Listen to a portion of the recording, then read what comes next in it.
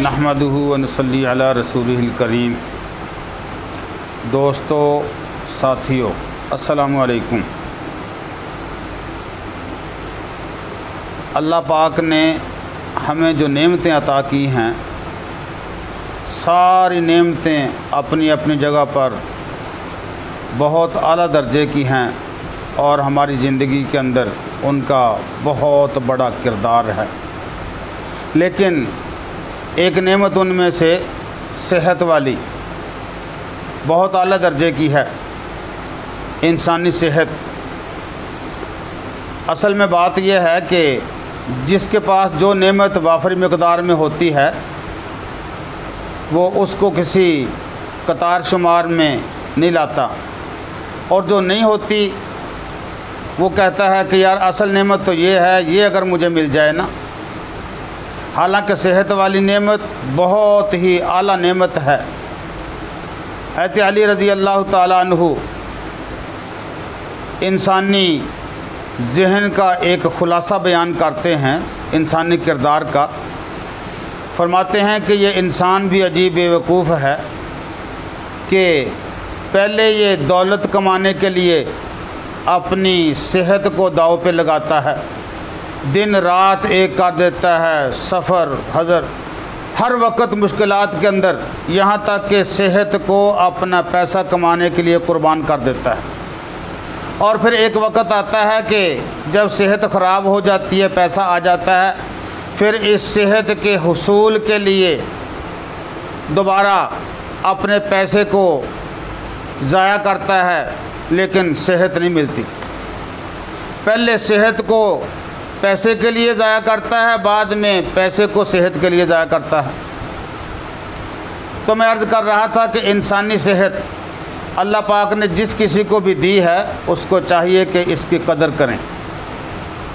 कोई पहलवान हो, कोई कमज़ोर हो, हर किसी को अपनी हिम्मत, बिसात और ताकत के मुताबिक अल्लाह की दी हुई इस नेमत पर अल्लाह का शुक्र अदा करना चाहिए। उलमाए किराम ने लिखा कि सुबह को उठकर इंसानी जिस्म के अंदर 360 जोड़ हैं, तो अगर एक एक जोड़ पर भी एक सदका करे तो ये भी कम है। कुछ लोगों ने पूछा कि वो सदका क्या है, तो उलमा ने लिखा कि कम अज़ कम 360 मरतबा सुबहान अल्लाह या अल्हम्दुलिल्लाह कह ले, तो ये एक एक जोड़ पर बंदे की तरफ से अल्लाह के सामने एक किस्म का एक सदका हो जाएगा। एक लखनऊ का नवाब था। उस वक़्त लखनऊ बतौर एक रियासत थी और यहाँ का वो हुक्मरान था। वो बीमार था, मैदे के कुछ मसाइल थे उसको। हकीमों ने, डॉक्टरों ने इलाज के बाद उसके लिए ये हिदायत जारी की कि तुम कभी भी गोश्त नहीं खा सकते। अगर गोश्त खाओगे तो तुम्हारी सेहत ख़राब हो जाएगी। लेकिन अगर उसने कहा कि मेरा बहुत ज़्यादा दिल चाहे, तो हुक्मा ने कहा कि गोश्त को उबाल कर कपड़े की एक पोटली बनाकर उसके अंदर रख लेना और उसको फिर थोड़ा थोड़ा मुंह के अंदर रखकर जैसे चूसना होता है तो उसको चूसते रहना। बस एक हद तक तुम्हारा वो जो मुंह का जायका है गोश्त वाला वो तुम्हें मिल जाएगा, लेकिन इसको खाना नहीं, वरना तुम्हारी सेहत ख़राब हो जाएगी। तो वो फिर इस तरीके से गोश्त का मज़ा, गोश्त को उबले हुए को चूस चूस कर लेता था। एक दिन अपने महल की बालकोनी के ऊपर मौजूद था, साथ उसका एक वज़ीर मशीर भी था।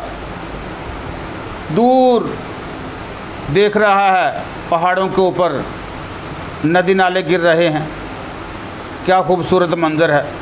इतने में उसकी नज़र पड़ी कि एक मोटा ताज़ा आदमी है, वो पहाड़ों से नीचे उतरा। पहाड़ों का जो सफ़र है ना, उतराई और चढ़ाई, ये बहुत ज़्यादा लंबाई होती है, तवील होती है, सांस चढ़ जाता है, थकावट हो जाती है। तो वो जब नीचे उतरा, नीचे नदी बह रही थी, नदी का पानी बहुत ठंडा था। बाद मरतबा तो ये ऐसे पीना पड़ता है कि हाथ भी उसको टच नहीं हो सकते, इतना ठंडा होता है। तो इंसान ऐसे ज़मीन पर हाथ रख कर मुँह से पानी पी लेता है, मुँह साथ लगा कर चश्मे के। तो उसने भी ऐसे ही पानी पिया। तो ये जो अपना रियासत का वाली देख रहा था, नवाब राजा, ये अपने वज़ीर से कह रहा है, देखो यार वो कितना बेवकूफ़ आदमी है, कितना इसको सांस चढ़ा होगा, कितनी थकावट होगी, जिस्म कितनी गर्माइश के अंदर होगा, और इसने बग़ैर अपना पसीना खुश्क किए, बग़ैर थोड़ी देर आराम किए, जल्दी जल्दी ठंडा पानी पी लिया। अब ये जाकर इसके मैदे को डैमेज कर देगा, और ये थोड़ी देर के बाद मेरा तो ख्याल है कि ये अल्लाह के पास चला जाएगा। लेकिन वो देखा थोड़ी देर के बाद भी वो तंदुरुस्त है। ये दूरबीन लगाकर उसको देखता रहा कि ये अब गिरा कि अब गिरा। उसने थोड़ी देर के बाद नदी के किनारे पर ही बैठकर एक अपने कपड़े की गठड़ी खोली, उसमें से अपना खाना निकाला। इसने दूरबीन से देखा कि उसके अंदर 3 मोटी मोटी रोटियां हैं बाजरे की।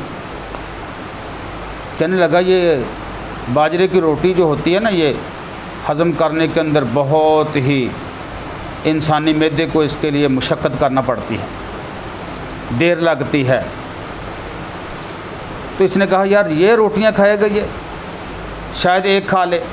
उसने तीनों की तीनों रोटियां खा लीं और उसके ऊपर से फिर वो ठंडा पानी पी लिया। तो ये अब अपने वज़ीर से कह रहा है कि अब तो भाई कोई शक ही नहीं इसके मरने के अंदर, थोड़ी देर के बाद देख लेना ये गिर जाएगा।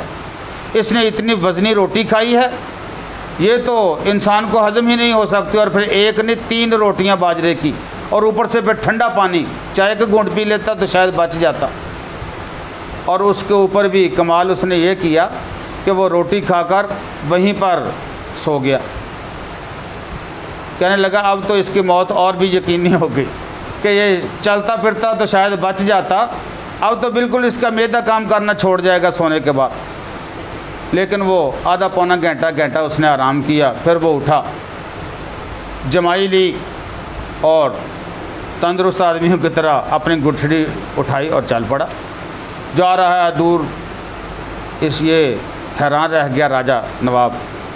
कहने लगा यार ये कैसी सेहत है इसकी, क्या पुरकशिश सेहत है इसकी, क्या काबिल रश्क सेहत है इसकी। काश अल्लाह ये सेहत मुझे दे दे और मेरी जो बादशाही और हुक्मरानी है, ये सल्तनत का जो वालीपुना है, ये अल्लाह उसको दे दे तो मैं इस सौदे पर राज़ी हूँ। तो भाई ये सेहत वो है जो हुकूमतें और सल्तनतें देने के बाद भी किसी को नहीं मिला करती। अमेरिका का एक सदर हुआ है कैनेडी, बहुत खूबसूरत इंसान था, कत्ल हो गया। उसकी बीवी थी जैकोलिन कैनेडी, बहुत मालदार औरत थी, ज़ाहिर सदर की बेगम थी। उसने अपने शौहर के मरने के बाद एक अरब ताजर से शादी की। वो ताजर बहुत अमीर तरीन इंसान था, उसका जैतून का कारोबार था और बारी जहाज़ों का बेड़ा था उसके पास, और वो तेल का कारोबार करता था। अमेरिका के अंदर दौलतमंद जो लोग हैं उनकी एक दर्जाबंदी होती है कि ये 1 नंबर, 2 नंबर, 3 नंबर। तो वो अपने वक़्त के अंदर अमेरिका के अंदर भी 1 नंबर था और दुनिया के अंदर भी अमीर तरीन अपने वक़्त का इंसान था। लेकिन उसको एक बीमारी लग गई कि ये जो इंसानी आँख है ना, इसके ऊपर जो पर्दा होता है जिसे हम जिसको झपकते हैं, तो ये पर्दा जो है इसके अंदर एक अल्लाह की तरफ से छोटा सा पट्टा होता है जिसकी वजह से ये पर्दा ऊपर नीचे होता है। जब हम चाहते हैं आँख को बंद कर लेते हैं, जब चाहते हैं खोल लेते हैं। तो उसका ये जो पर्दा था ना, इसके अंदर जो पट्टा था वो डैमेज हो गया। अब वो आँख को ना अपनी मर्ज़ी से बंद कर सकता था ना खोल सकता था। ऐसे हाथ से कभी उसको उठाता, कभी नीचे कर देता। तो उसने दुनिया भर के डॉक्टरों, हकीमों, साइंसदानों को इकट्ठा किया, मेडिकल के शोबे को, कि भाई मेरी आँख का इलाज करो। उन्होंने अपने अपनी रिसर्च की, अपने अपने तरीके आजमाए, लेकिन उसकी आँख को वो सेहत ना दे सके। आखिरकार उन्होंने उसका ये इलाज किया कि एक टेप ईजाद की कि जब वो सुबह होती तो उसकी आँख को वो टेप लगाकर ऊपर जोड़ देते, उसकी आँख खुली रहती, और जब वो कहता कि बंद करनी है, आराम करना है, तो वो टेप उतार देते, वो शटर डाउन हो जाता, उसकी आँख बंद हो जाती। हालांकि ये मामूली सा एक काम है, कितना बड़ा इंसानी जिस्म है, कितने इसके अंदर जोड़ हैं, कितनी हड्डियां हैं, कितने दीगर लवाजमात हैं, तो सब में से सिर्फ एक चीज़ उसकी डैमेज हुई। आँख भी डैमेज नहीं हुई, आँख का एक पर्दा डैमेज हुआ, और पर्दा भी डैमेज नहीं हुआ बल्कि उसका एक पट्टा डैमेज हुआ, उसका इलाज ना हो सका। उससे एक अखबार वाले ने इंटरव्यू किया, दीगर सवाल जवाब होते रहे, तो आखिर में एक सवाल ये था कि आपकी कोई ऐसी ख्वाहिश कि अल्लाह ने आपको अमीर तरीन इंसान बनाया है कि वो ख्वाहिश जो पूरी ना हो सकी हो और आप चाहते हो कि मेरी दौलत उस पर लग जाए और मेरी वो ख्वाहिश पूरी हो जाए, कोई है? तो वो बड़ी मायूसी के साथ इंतहाई अलमनाक अंदाज के अंदर वो कहने लगा कि हाँ मेरी एक ख्वाहिश है। उसने कहा वो कौन सी? कहने लगा कि मेरी आँख के पर्दे का जो पट्टा है डैमेज हो चुका।